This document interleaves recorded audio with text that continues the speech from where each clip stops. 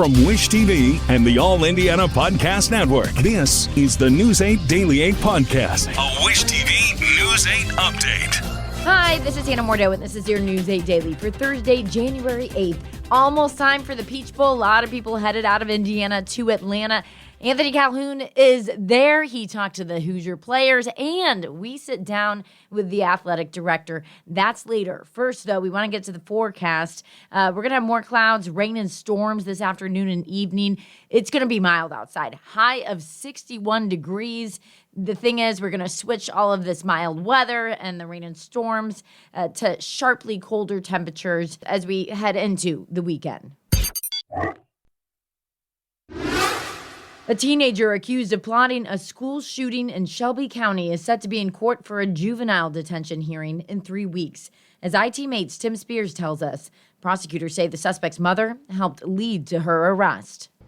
Investigators say the shooting was planned to happen in May around graduation, but the Shelby County prosecutor tells me that attack could have been moved up at any point and followed through to its tragic end if the would-be shooter's mother didn't turn in her own daughter. I mean, the mother came forward. That's the only way that we really found out about this and know about it. And obviously anybody that could have died had she not come forward, she basically just saved. According to prosecuting documents, Morristown High School senior Alexis Pickett had a countdown on her social media profile to May 25th, 2026, the day investigators say she planned to carry out a mass shooting at her school. During the questioning, when asked what would have happened had we not found out about this, the response was, I would have killed a lot of people and then myself. Pickett's own mother alerted the sheriff's office to warning signs, concerned about a growing fascination her daughter had with mass shooters. Her phone even containing this drawing of the Columbine shooters, a common topic of conversation between herself and others she planned the attack with over social media and messaging apps. Alexis writing, I want them to hurt. I want them to feel how I did, hopeless and angry. They're going to think I'm a monster, but they're going to live with the guilt that it was their faults too, no matter what they say. One friend told police Alexis planned the school shooting because she was bullied. Authorities say she had access to her stepfather's guns. Yeah, a small school, small town. You wouldn't think anything like that would even happen. Just across the street from the high school, one neighbor can't imagine having to alert authorities to their own child being a threat. That would be very difficult to do. Any family member, grandchildren or whatever, so. Morristown Junior Senior High School has armed staff and an armed school resource officer on duty. Authorities are relieved the school never had to test those security measures. One person who may have had it in their mind to hurt a lot of other people was stopped. This is still under investigation, but the Shelby County Sheriff told me at this moment they do not believe there is a lingering threat of someone else carrying out the attack. The Shelby County prosecutor tells me he expects to file charges for the others who Alexis planned the shooting with, and he plans to prosecute them as adults. Pickett has a trial currently scheduled for April 20th. In studio, Tim Spears for Wish TV and WishTV.com. Happening today at the State House, Republicans in the House are set to meet with reporters to reveal their legislative goals for the session. Also today, a committee will hear about a House bill that would require county governments to identify areas that lack ambulance services. The bill would require those county governments to find a way to provide better services. House Veterans and Public Safety Committee will hear that bill at 8:30 this morning. Some state Senate Republicans say they want to make sure only U.S. citizens are getting Medicaid and food benefits. Right now, federal law bars immigrants without proper documentation from using the benefits. News 8 government reporter Garrett Berquist is combing through the bill. This bill is designated Senate Bill 1, so that means this is Senate Republicans' top legislative priority. Chief among the changes, immigration status checks for the Supplemental Nutrition Assistance Program and Medicaid. Under the bill, only U.S. citizens or lawful permanent residents could receive SNAP benefits, formerly known as food stamps. The state's Division of Family Resources would have to verify your status. The Family and Social Services Administration's policy manual shows the state already has those rules in place. The measure also would end Indiana's participation in a program that automatically gives SNAP benefits to anyone who receives temporary assistance for needy families. also known as welfare. State analysts say that could remove about 3,100 households from the SNAP program. I think when it comes to basic necessities like accessing nutritious food, it should be one of the priorities of those who are in the position to create good policy. And my concern is it's only going to create more obstacle to accessing nutritious food. Medicaid users would face similar immigration status requirements. If state officials find an applicant lacks legal status, they would have to notify federal immigration authorities. And you would have to disclose your immigration status on your Medicaid application form. Senate Republicans say the new Medicaid and SNAP rules are meant to combat fraud, such as that alleged in Minnesota. Senate Majority Leader Chris Garton is the main author of the bill. His office was unable to make him available for comment before deadline. He says, "Our public safety net exists to support our most vulnerable citizens, not those who have broken our laws to enter the country. If you are here illegally, you are disqualified from receiving Hoosier tax dollars, and we will report you to federal authorities. It is that simple." It implies that there is fraud happening rampantly in Indiana. And if that is the case, I mean, my goodness, we know who has been in charge for the last 2 decades. It's been, a supermajority rule under Republicans. And so what exactly are they saying? If you use the Healthy Indiana plan, the FSSA would have to review your eligibility every 6 months. And you would have to provide documents proving you met the requirements for 3 months leading up to your application. You also would owe a $35 copay if you use an emergency room for non-emergency care and you're above the federal poverty line. The bill has not yet received a hearing. That likely will happen soon because this is a priority bill.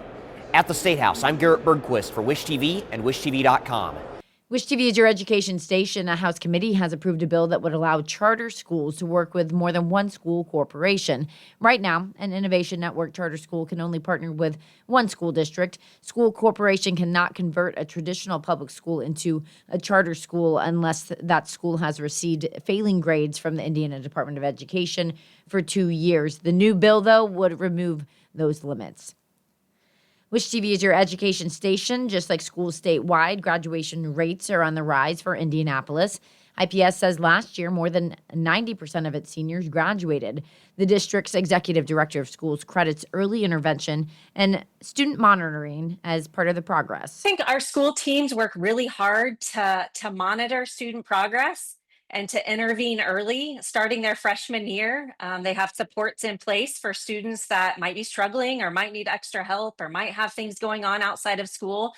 The State Department of Education says nearly 92% of Indiana high school seniors graduated in 2025. The Indiana National Guard is deploying 10 soldiers to Romania. Officials say they are from the 819th Firefighting Detachment, and this is a 9-month mission. Guard says the soldiers will join other National Guard firefighters from other states to support the operations in Europe. Officials say they will protect lives, equipment, and property. This marks the unit's second deployment following a trip to Afghanistan in 2011. New on Daybreak. People in Minneapolis are outraged after an immigration and customs enforcement agent shot and killed a woman. Dozens of people gathered for a vigil for the 37-year-old mother last night. Her ex-husband says she had just dropped off her 6-year-old at school and was driving home with her current partner when they encountered ICE agents. The confrontation led to gunfire that several people captured on video. The head of the Department of Homeland Security describes the woman as a domestic terrorist and claims she tried to run over the ICE agent. The mayor of Minneapolis, governor of Minnesota, and others say the video of the incident contradicts those claims. Reed Binion reports. Folks are angry. They are incredibly upset. Officials in Minnesota addressing the fatal shooting of a woman in Minneapolis by an ICE agent Wednesday. Renee Nicole Good should be alive. Video from the scene shows officers approaching an SUV that is blocking the roadway. They tell the driver to exit the vehicle, but she does not. Then, after the gunshots, the vehicle crashes into a nearby parked car. The agents on the scene were shouting, "No pulse, no pulse." A witness said when a man who identified himself as a physician told the officers to let him administer emergency medical care, the agents said no. Can I go check a pulse? No! Back up! Now! I'm a physician! I don't care! We have our own medics. Where are they? Where are they? It was very obvious to everyone who had witnessed it all that she would not make it. Homeland Security Secretary Kristi Noem defended the agent's actions, saying he was following his training.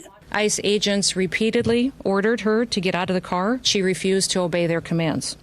She then proceeded to weaponize her vehicle, and she attempted to run a law enforcement officer over. State and local officials, including the city's mayor, reject that. The narrative that ICE is spinning immediately after this was that this was purely self-defense and that the act by the victim was some sort of domestic terrorism. That, and I'll say it again, is...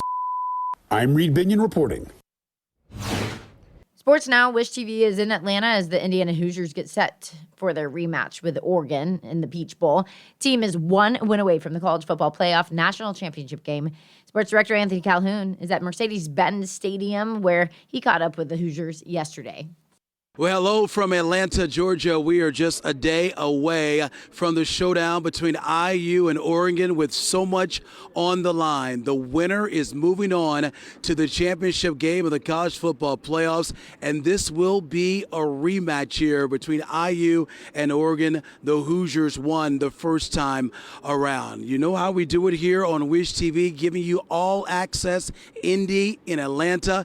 Take a look here behind me. This is the stadium, Mercedes-Benz Stadium, where the showdown will take place on Friday night here. The Hoosiers against Oregon. We all know the story about IU, the number one team in the country, number one seed, getting set to take on that fifth seed, the Oregon Ducks here in Atlanta, Georgia. Mercedes-Benz Stadium, of course, the home of the Atlanta Falcons, and you can bet there's going to be a lot of IU fans here making the trip to ATL to support their team. Now, meanwhile, we were here last night as the Hoosiers spent some time with the media as they get ready for this matchup against Oregon, and just being around the players here from Wednesday night, you can just see that these guys from IU, just like the entire time here in the postseason, very relaxed, but all about business, trying to find a way to get the win and move on to Miami to play in the championship game. But back to those fans. We saw how Hoosier Nation showed up big time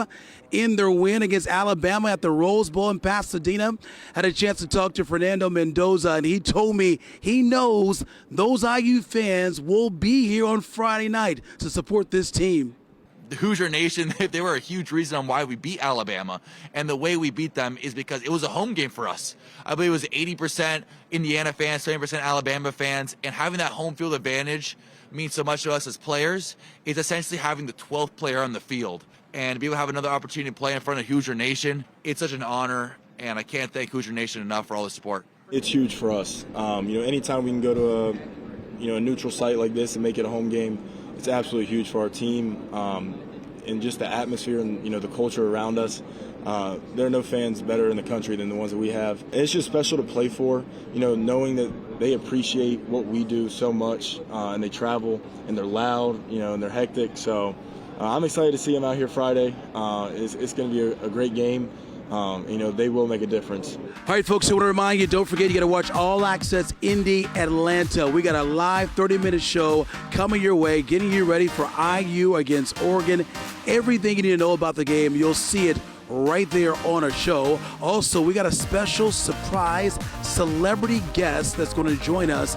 I'm telling you, Hoosier Nation, you're going to want to tune in because this guy that has joined us brought some happy moments, if you will, for IU fans when he played for the Hoosiers. That's all coming your way. Join us live from Atlanta, 6:30, coming up right here on Wish TV. Of course, for this football team, coming up later today, the both head coaches from both teams will speak to the media.